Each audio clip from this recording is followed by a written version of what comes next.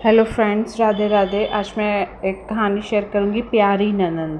प्रदीप जी के परिवार में खुशियों ने दस्तक दी थी क्योंकि बिटिया प्रीति का ब्याह होने जा रहा था। घर के सभी लोग खुश थे। जब प्रीति के ब्याह की बात चल रही थी, ससुराल पक्ष को बता दिया गया था कि प्रीति शादी के बाद नौकरी करेगी। यदि आपको इसमें कोई आपत्ति ना हो तो रिश्ते की बात को आगे बढ़ाएं। प्रीति के ससुराल वालों को इसमें कोई आपत्ति नहीं थी, तो प्रीति पास के ही एक स्थानीय प्राइवेट स्कूल में शिक्षिका के पद पर कार्यरत थी, मतलब काम करती थी। शादी बड़ी धूमधाम से संपन्न हो गई। प्रीति अपनी नौकरी और घर दोनों की जगह अपने दायित्व का अच्छे से निभा रही थी, जिम्मेदारी। प्रदीप जी के घर में भी सभी प्रीति के खुशहाल जीवन से पूरी तरह आश्वस्त थे, मतलब संतुष्ट थे।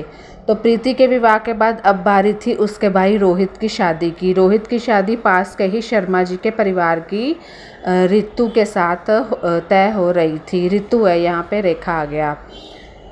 तो रितु के साथ तय हो रही थी। ये एक प्यारा सा भाभी ननंद का मीठा सा रिश्ते के बारे में है। शादी के समय रितु के परिवार वालों ने बता दिया था कि रितु ने अभी अभी बीएड की पढ़ाई पूरी की है और वह शादी के बाद नौकरी करना चाहती है। तो आप लोगों को एतराज़ ना हो तो बात को आगे बढ़ाया जाए।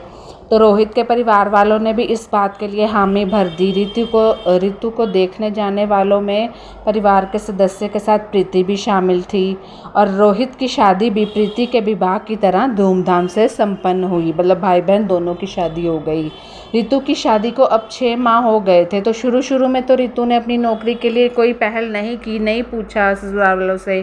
तो एक दिन प्रीति का फ़ोन आया। उसने रितु को बताया कि उसके स्कूल में एक टीचर का पद खाली है। प्रीति उसकी ननंद रितु की। यदि तुम चाहो तो मैं तुम्हारे लिए सिफारिश कर सकती हूँ, प्रीति रितु को कह रही है। इधर रितु ने अपनी सास को टटोलने की कोशिश की। तो उसने नौकरी के लिए जब अपनी सास से पूछा तो उन्होंने साफ शब्दों में कह दिया कि घर की तरफ अपना ध्यान रखो, भी नौकरी नहीं करनी। तो रितु ने उन्हें याद दिलाना चाहा कि अपने शादी के समय इस बात के लिए तो हामी भरी थी। यह सुनते ही रितु की सास भड़कने लगी और 4 बात रितु को सुना दी। तो रितु अपने कमरे में जाकर रोने लगी।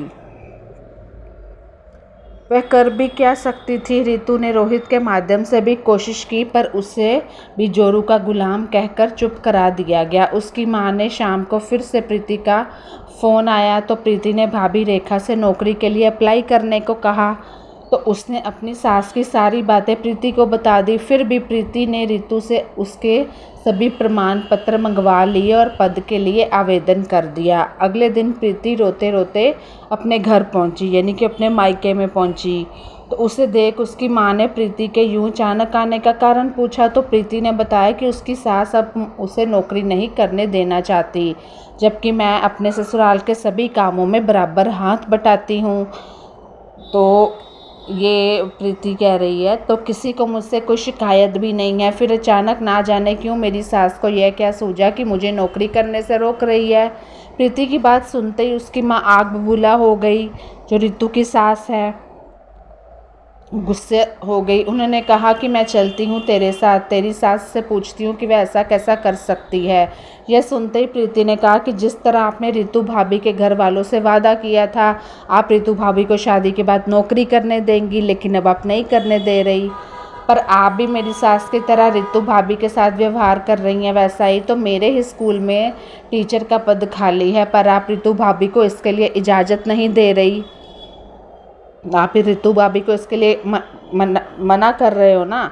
तो प्रीति की माँ को समझ आ गया कि प्रीति अपने माध्यम से रितु की समस्या का हल ढूंढ रही है। तो प्रीति की माँ ने रितु को आवाज़ लगाई। रितु डरते डरते कमरे में आई। तो उन्होंने रितु से कहा कि बेटी मुझे माफ़ करना, मैं स्वार्थी हो गई थी, तुमने मेरी आंखें खोल दी। तुम भी प्रीति की तरह अपनी जिम्मेदारी निभा सकती हो। मुझे तुम्हारे नौकरी करने में कोई आपत्ति नहीं है। यह कहकर वह प्रीति और रितु को दोनों को गले से लगा लेती है। मतलब एक प्यारी सी ननंद का प्यारी सी भाभी को सपोर्ट करना, बहुत प्यारी कहानी है। अगले दिन प्रीति का फ़ोन आता है कि स्कूल आ जाओ, आज तुम्हारा इंटरव्यू है। यह सुनते ही रितु से उसकी सास कहती है, मैं भी तुम्हारे साथ जाऊंगी, मैं भी तो देखूं मेरी बेटी रितु एक टीचर के रूप में कैसी लगती है। वह दोनों स्कूल की ओर चल देते हैं और प्रीति की सिफारिश से रितु को नौकरी मिल जाती है। अगले दिन स्कूल का पहला दिन रितु के जीवन में एक टीचर के रूप में होता है।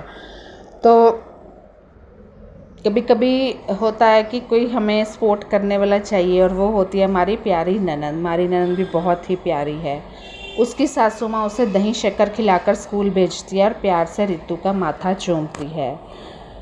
ये कहानी हमारी ननद भी हमसे एक जैसे हमें बहन मिल गई हो वैसे प्यार करती है। तो धन्यवाद। हमें बताइए आपको ये स्टोरी कैसी लगी। Please like, comment and share and subscribe. Bye bye.